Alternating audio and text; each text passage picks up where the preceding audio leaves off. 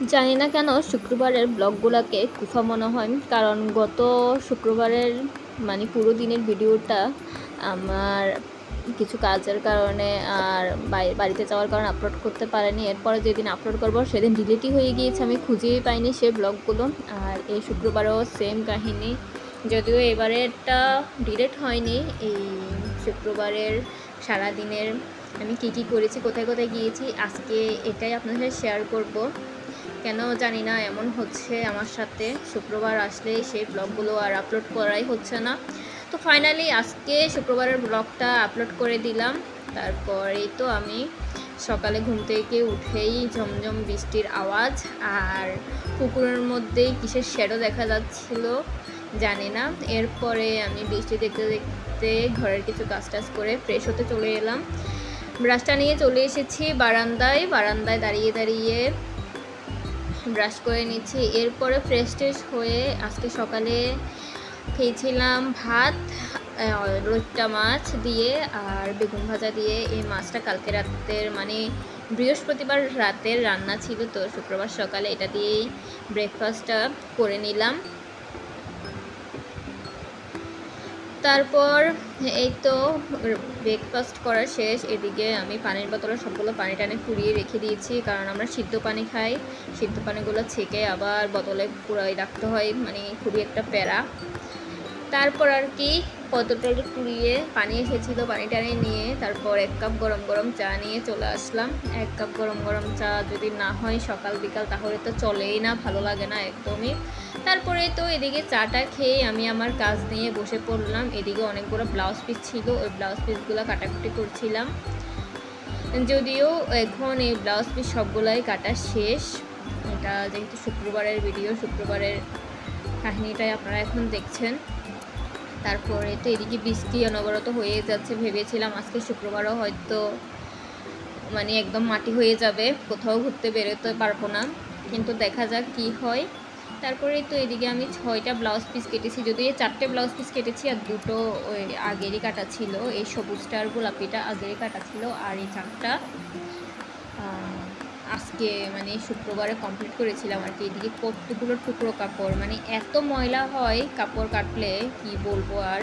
তারপর এদিকে আমি দুপুরের জন্য বেগুন ভাজি করেছিলাম। দুপুর বলতে প্রায় সেদিন 3টা বেজে গিয়েছিল ঘরের টুকটাক অন্যান্য কাজ করতে করতে। আর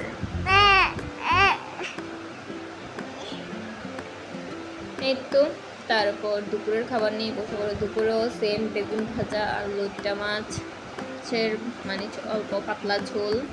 তারপর এদিকে খাওয়া দাওয়া শেষে আমার রান্নাঘরের প্রায় সব জিনিসই মানে কি একদম অপরিষ্কার ছিল, সবগুলো ধুয়ে টুয়ে আমি পানি ঝরাতে সুতোর করে রেখে দিয়েছি। তারপর এদিকে আমি আবার চাও বসিয়ে দিয়েছি, কারণ বিকেল হয়ে গিয়েছিল, প্রায় 4:30 বেজে গিয়েছিল সব কিছু কাজ শেষ করতে করতে। তারপরে তো চাটা নিয়ে বারান্দায় গিয়ে একটু আরাম করে খাচ্ছিলাম। আর এদিকে স্নানও করেছি, আজকে অনেক লেট হয়ে গিয়েছিল, চুলটাও শুকাচ্ছিলাম বাতাসে আর একটু চাও উপভোগ করছিলাম। তারপর এই তো চাটা খাওয়া শেষ করে রেডি হয়ে গিয়েছিলাম। ভালোই রোদ উঠেছিল, ভেবেছিলাম তো আর রোদই উঠবে না। তারপরে এই যে রেডি হয়ে বের হয়ে পড়লাম, কোথায় যাচ্ছি সেটাই দেখার পালা। ভিডিওটি স্কিপ না করে সবাই সম্পূর্ণ ভিডিও দেখার অনুরোধ রইল। তারপরে তো সিঁড়ি দিয়ে নিচে নেমে যাচ্ছি। এই যে নামতে প্রায় বিকেল কয়টা 6টা কি 6:30 বেজে গিয়েছিল। আর এদিকে আমি এই তো আজকে আমাকে কেমন লাগছে অবশ্যই আমাকে কমেন্ট করে জানাবেন। যদিও আমি এত একটা বেশি সাজগোজ করি না, আর বললে হয়তো বিশ্বাস করবেন না, আমি আজকে চুলটাও আশ্রয় শুধু এমনি একটা ঝুটি বইতে নিয়েছিলাম আর সামনে একটু চুল ভিডিও করার সময় বের করেছিলাম আর কি। তারপরে তো আমরা ঘর থেকে বের হয়ে পড়লাম। আর এটা হচ্ছে আমার সব থেকে প্রিয় বাড়ি, আমাদের এই রাস্তার মধ্যে আর কি যতগুলো ঘর আছে এই ঘরটা আমার সব থেকে বেশি ভালো লাগে দেখতে। তারপরেই তো আমরা রাস্তায় উঠে পড়েছি, একদম মেন রাস্তায়। আমার এখানের রাস্তাটাও না খুব ভালো লাগে। তারপর বাইকে চলে যাচ্ছি, খুবই সুন্দর হাওয়া খেতে খেতে। তারপর এখানে আমরা চলে এসেছি একটা দোকানে, এখান থেকে আমরা সবসময় মানে জিনিসপত্র কিনে আর কি, যেহেতু আজকে একটা জায়গায় যাব তাই এখান থেকে কিছু জিনিসপত্র কিনে নিলাম। তারপরেই তো আমরা চলে এসেছি আমার বড় বোনের বাসায়। এটা হচ্ছে আমার বড় বোনের ছেলে। এসেই ওর চোখের এই অবস্থা দেখে খুবই খারাপ লেগেছিল। ওর চোখ উঠেছে, চোখে নাকি ভীষণই ব্যথা। তারপরে তো ঘরে চলে আসলাম, কারেন্ট ছিল না। তারপর এদিকে গিয়ে দেখছি আমার বড় বোনের হাজব্যান্ড আর কি, আমাদের দাদা, আমার বড় বোনের হাজব্যান্ড বসে বসে তালের বড়া বানাচ্ছিল। তো আজকে সকালে নাকি আবার খিচুড়িও রান্না করেছে। শুক্রবারের দিন আসলেই মানে টুকটাক রান্না বান্না করা হয়, ভালোই লাগে। তারপর দাদার হাতের তালের বড়াগুলা গরম গরম নিয়ে চলে এসেছে আমার দিদি, আমাদের সামনে রেখেছে। কারেন্ট ছিল না, এই জন্য ফ্ল্যাশ লাইট দিয়ে একটু ভিডিও করে রাখছিলাম। এটা হচ্ছে আমার বড় বোনের দ্বিতীয় রাজপুত্র আর কি, আমাদের রোদ্দুর বাবা, আরও হচ্ছে মেঘাদ্র বাবা, আর এটা হচ্ছে আমার ছোট্ট সোনামণি আদর। তারপরে তো প্রায় 1-1.5 ঘন্টা পর আমরা আসার কারেন্ট আসছে। এদিকে আমি আস্তে আস্তে করে সবগুলা ঘরের লাইট জ্বালিয়ে দিচ্ছিলাম। কিছুদিন আগে বৃষ্টি হয়েছিল, বন্যা হয়ে গিয়েছিল, এই জন্য ওদের ঘরে গতবারও বন্যার পানি উঠে গিয়েছিল। এর জন্য সব কিছু গুছিয়ে উপরের উপরে উঠাই, খাটের উপরে এরকম উঠে রেখেছিল, এর জন্য ঘরটা একটু এলোমেলো। আর এই যে বেডশিটটা, ওই দিন আমি একটা বেডশিট দেখিয়েছি আপনাদেরকে, আর এই বেডশিটটা দেখুন সিনারি করা, গাছপালা, ঘর বাড়ি, গ্রামের দৃশ্যের মতো। এটা আমার বোন নিয়েছে। কেমন হয়েছে এই বেডশিটটা অবশ্যই জানাবেন, এটা নতুন নিয়েছে। তারপরে তো আমার ছোট্ট সোনামণি রোদ্দুর, ওকে একটু কোলে নিয়ে ভিডিও করছিলাম। আমার ছোট্ট বাবা, মিষ্টি বাবা, আমার বড় বোনের ছেলে।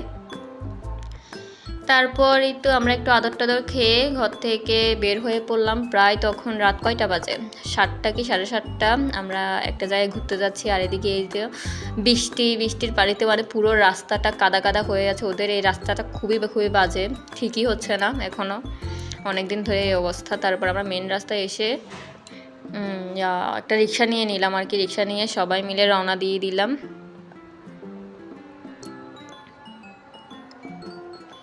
রিক্সা করে অনেক দিন পর সবাই মিলে ঘুরতে যাচ্ছি, আর এই রাতের বেলা।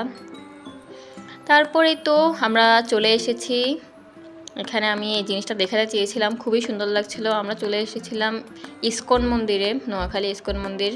এখানে ঝুলন যাত্রা চলছিল আর কি, ঝুলনের উৎসব বলতে পারেন।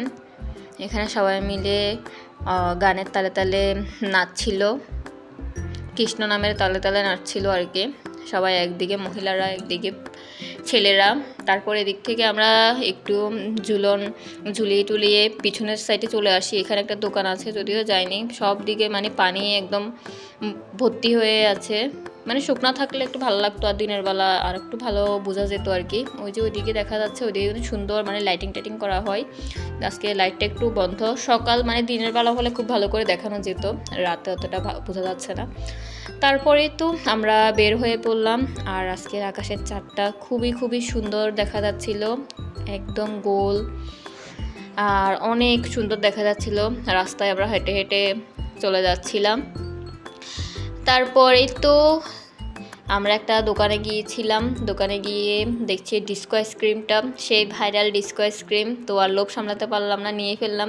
তাও লোভ সামলাতে পারছিলাম না, নিয়ে একদম ছুলে ফেলেছি। এরপরে মনে পড়লো যে যাক বাবা, একটা ভাইরাল জিনিস খাচ্ছি, একটু ভিডিও করে রাখি, যেহেতু সবই ভিডিও করি আমি। তারপরেই তো এদিকে আমি খুলতে আবার একটু ভিডিও করছিলাম।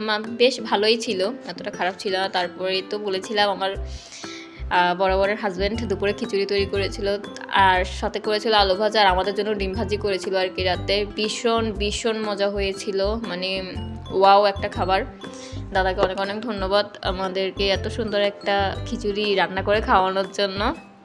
ভীষণ মজা হয়েছিল এই খিচুড়িটা। তারপর কি আর একদম থালাটা মানে চেটে পুটে খেয়ে শেষ করে ফেলেছি। তারপরেই তো আজকের মতো এখানে। সবাই অনেক ভালো থাকবেন, সুস্থ থাকবেন। অনেকদিন পর ভিডিও দিলাম, সবাই একটু পাশে থাকবেন। ধন্যবাদ সবাইকে, টাটা।